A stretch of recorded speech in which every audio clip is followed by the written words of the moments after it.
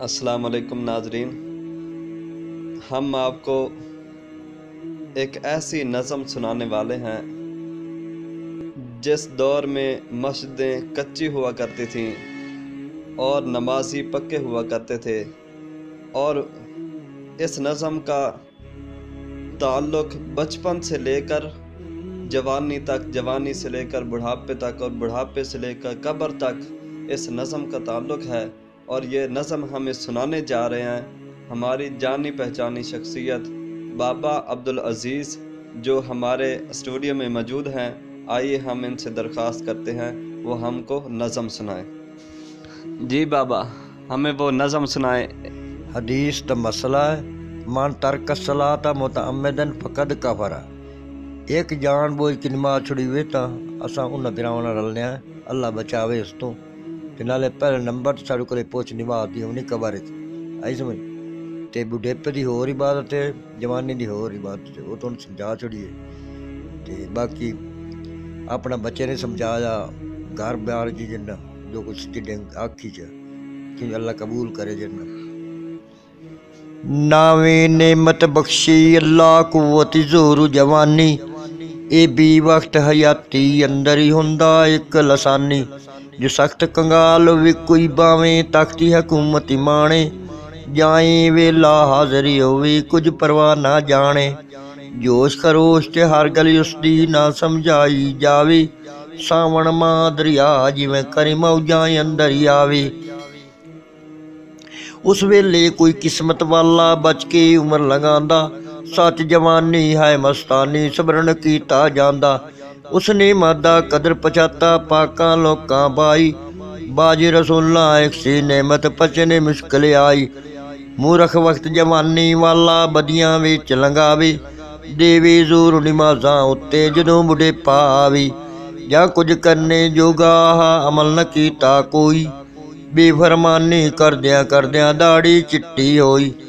आज इस वक्त पराना विचों ताकत रब घटाई, रिया वजूद न कम किसे दा गल विच तस्बीह पाई। जड़ पैदा मुँह थी सारे गल न निकले पूरी, आया दो ज़ीफे पढ़ने होर कसीदे नूरी। अखी रूजा दी अन्ना होया हरफ न दिसदा कोई, लगा शौक कुरान पढ़ण दा हुण वड्डी मुहब्बत ही होई। सुननों रह गए कन निमाणे होश न रहे ठिकाने, हुण वड्डी मुहब्बत ही आवाज़ सुनण दी डुक डुक बैन दे गाने। हथ कंबेन साडन लगा पैरी हुई कमजोरी, गाती मुसल्ला अगले कोठे प्या खुदा नू सोरे। घर बाजा पिछवना जा न चली काई, अन्ने मूरे मस्जिद अंदर ही आके आखिर चाई।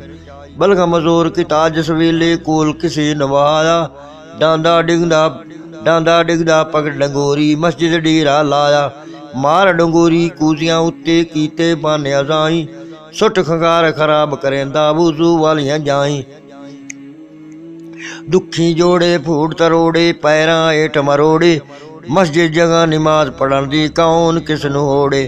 लगदे वासा तलफ जमींदे खड़िया, हुण बेवसा काबू चढ़िया आ सजदे विच जड़िया। सिद्धा तीरा जिस वेले आकड़ मूल न छोड़ी, की होया जे कुब्बा होके फिरदा लक मरोड़ी। नीवण दा जद वेला तदों न नीवा होया, पकड़ बुढ़ेपे दोरा कीता नीत नमाज खलोया। बस मियाँ जो वक्त जवानी ना कुछ खट्टे खावे, बुढ़ा होके हिरस लगावे किसी न लेखे आवे। नेमत अज जवानी वाले राबे अता फरमाई, करो इंसाफ जवानो उसदा कदर पहचानो भाई। जाय करो न ऐसी नेमत बदियां विच बेराओ, नाल किनात दर तो सुनो ना इसराफ कमाओ। सब वाहियाती हरामा कोलों बच के वक्त गुजारो, फेरे वेला हथ ना आवे जे 100 टकरा मारो। खर्च करो रा मौला दे वक्त जवानी वाला, कसम खुदा दी दोई जाने शुमा दा मुँह काला। 12 शुम खुदा दे राऊं जेड़ा जान चुरावे, हुंदे चारे हिम्मत अपनी रब दे राह न लावे। नेकी छड़ के बदियां अंदर गाली जिस जवानी, करेगा वो इसराफ मुठिया दोई जहानी।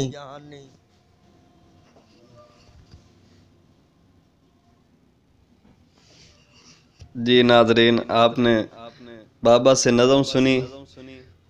यकीनन इस नज़म को ہم اچھی طرح سن کر ہم اپنی جوانی پہ غور کر سکتے ہیں. ہماری جوانی کس انداز میں گزر رہی ہے؟ کیا ہم اپنی جوانی کا غلط استعمال تو نہیں کر رہے؟ کیا ہم اپنی زندگی کا اصل مقصد تو نہیں بھول گئے؟ ہمیں اپنی زندگی کا مقصد یاد دلانے کے لیے یہ نظم اس وقت کی ہے جب مسجدیں کچی ہوا کرتی تھیں. یقیناً یہ بہت ہی پرانی نظم ہے جو بابا نے سنائی ہے. بہت پرانی نظم ہے جو آپ کی خدمت میں پیش کی گئی. یقیناً یہ نظم آپ کو اچھی لگی ہوگی.